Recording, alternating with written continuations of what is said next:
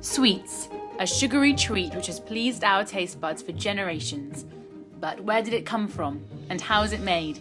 During this film, we will find out about the origins of sweets by searching the UK for Britain's oldest sweet shop and discovering more about the ways in which they are made.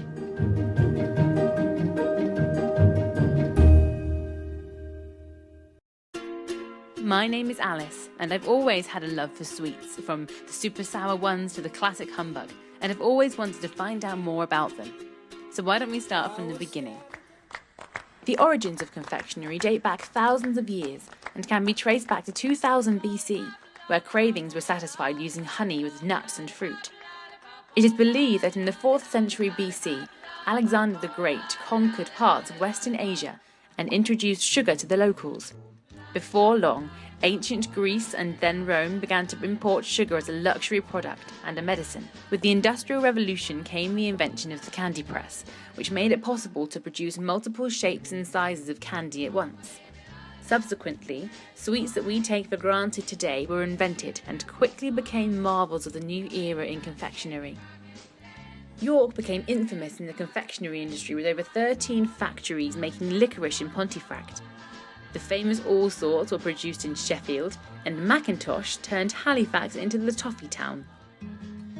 So where better than Yorkshire to start my search for the great British confectionery? I'm driving up there to see if the same passion for sweets still exists. In the heart of North Yorkshire lies the oldest sweet shop in England.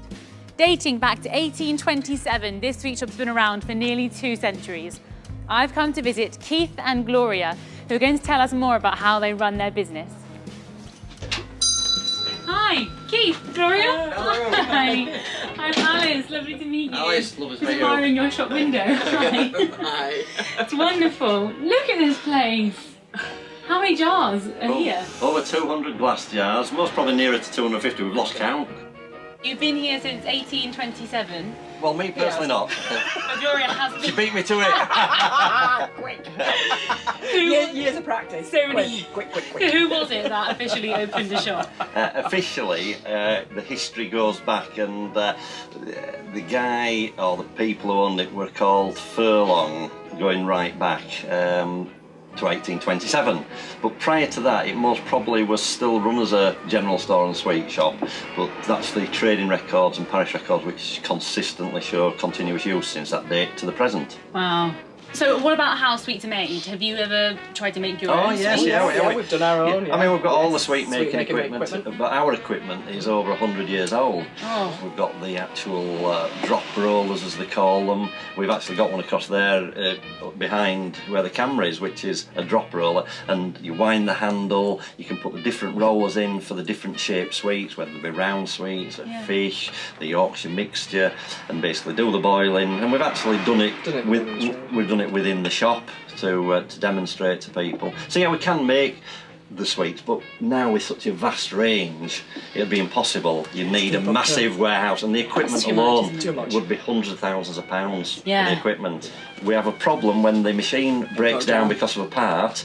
Suddenly, you're without that sweet for weeks because they're waiting for sometimes a part having to be made and then to be fitted to the machine before production starts again. Test it all. It's all to be tested. Yeah. So it's having that knowledge and understanding of sweets. And do you think the fact that you do evolve with time go by, and you don't, although it's an old-fashioned sweet shop, you don't try and stick in the past? Like you're on social media, Facebook and Twitter.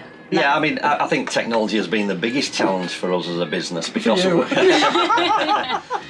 Biggest phone. Yeah, absolutely. We're of a generation where obviously technology has moved rapidly, and we've maybe not moved rapidly with it.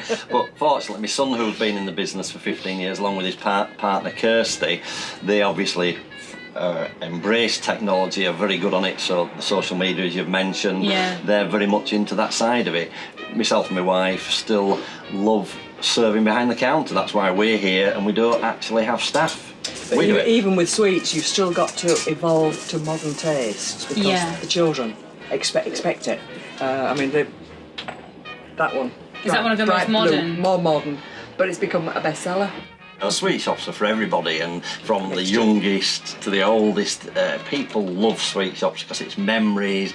People are always happy who eat sweets, I find anyway. Yeah. And people come into a sweet shop, it suddenly puts a big smile on their face, and it reminds you of events in your life, just like a piece of music does really. The sweet reminds you of something, a wedding, you know, going to the pictures, a grandparent handing you a sweet. So, of an occasion, of something.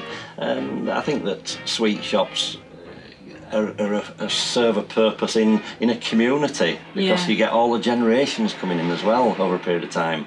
So yeah, fantastic, happy places, I think. Keith and Gloria were great, and their shop was amazing. I love how they still do everything in a traditional way.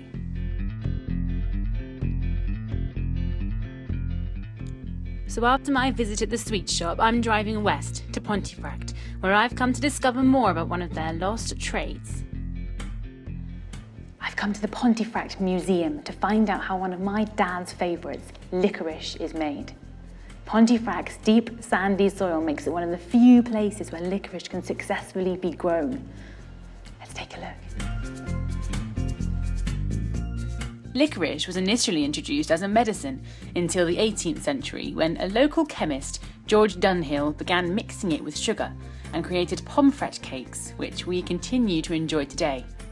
In recent years, the growing of licorice has become a dying trade, and it is no longer grown in Pontefract. So after visiting Pontefract and learning more about licorice and how it is no longer grown in the UK, it got me thinking, are more and more sweets being imported from places like the US? And if so, why? Sweets have come a long way from the traditional ones that we know and love. Many shops now import from places like the US and Europe. I've come to Mrs. Baton's in Haworth to find out more about why shops are doing this. Hi, Alan. Lovely to meet you. Thank you for having me. This place is amazing. How long have you been here for? About 3.5 years. Wow. And you've done all this bit yourself? We've refurbished it and brought it, you know, I did character. So you have a lot of traditional sweets, but you also sell some sweets that you import internationally? Yeah, we import. We've got American sweets on the stand over there, then we've got quite a lot of licorice from different countries. Yeah. Belgium, Sweden. Finnish, Italian somewhere. Wow. But what sells the best, do you find? I think it's going back to the traditional sweets, you know, sweets that people have grown up with. Everybody has a favourite sweet from school. I feel like it must be quite satisfying when kids come in and they want to buy the old-fashioned sweets and they don't immediately go for the Hershey's, the Reese's. It's nice to know they're still there growing up with the same things that you grew up with. And also it's their parents and their grandparents that come in and who haven't seen that, you know, so basically the older sweets are more for the certain age of person, if you like.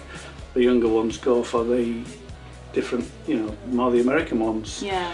They've seen them on holiday, and that's where they're becoming popular as well. Do you like the fact that you have to sell international sweets because you have to keep up to date, or would you rather just sell the traditional? No, I think it's nice to cater for different age groups, different, you know, we get quite a lot of tourists coming to the parsonage, Bronte parsonage, so they recognise sweets from home. You know, it's all good really. Yeah, well, with tourists, do you think that sweet shops of today, traditional sweet shops like this, they are more a thing for tourists, like an attraction, or is it still the same thing for children to be like, yes, I'm into the sweet shop? I think sweets will always be a favourite with children, but I think we cater more for nostalgia really, you know, basically people, they say, buying sweets from the childhood. Sadly, my time is up in Yorkshire. It was a great insight into traditional sweets, but I've moved on and come back to London to hopefully find out some more about those international sweets. And what better place to come than Southall, where Mr. Chowdhury has been making Indian sweets for over 40 years. So, Dilari, thank you for having us here at your lovely restaurant. The basis of our business was Indian sweets. When the new migrants came in from the Indian subcontinent, we wanted to fill that void, you see, and the best way of filling that void is providing a home from home type of atmosphere. Celebrations were always there. When the festival of Diwali came along, and then we had to improvise in making a sweet named as jalebi. Yeah. Jalebi is a sweet which is like a fried batter, which you put through a vessel and shape it into like a squiggly roundabout. And even today there are a few things that we do on demand if somebody wants to have a You've got some sugar-free things as well, haven't you? So you have evolved. Yes. Like with society, and everyone's saying that things must be healthier, less sugar, less added sugar, and you have tried to adapt to that. We have indeed. But what we want to do, what we've managed to do, is that we've managed to cater for all generations. I mean, here in our restaurant, we have a grandfather, we have a father, we have the father's children, you see, and then we've got the fourth generation we're dealing with now. So I think we've done something right, that people are coming along and they're enjoying our wares. Well, I mean, cultural significance is very, very important. Mm. I mean, when you're breaking happy news, the cliche always is, put some sweet in his mouth. Really? Well, and there's a figure of speech that translates into, may there be sugar and butter within your mouth. You see, I mean, that is something. Like if I say to you, I wish, that this famine is over, or if I want to, wish for something, calamity to be finished or ended, you would always say, may there be butter and sugar within your mouth, you see, that translates like that. This has been a great journey, and I've been able to find out so much about sweets. I'm so pleased to see how even the most traditional of sweet shops are embracing our modern society through social media and online sales. It's wonderful to see how time-honoured methods and techniques retain their appeal and merely evolve and adapt to the modern world. It's been a fantastic experience, and I've found out that it really is a sweet life.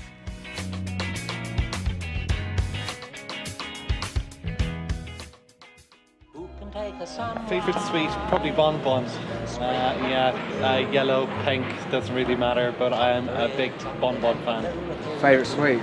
It's got to be a rhubarb custard. Old school. Toffee bonbons.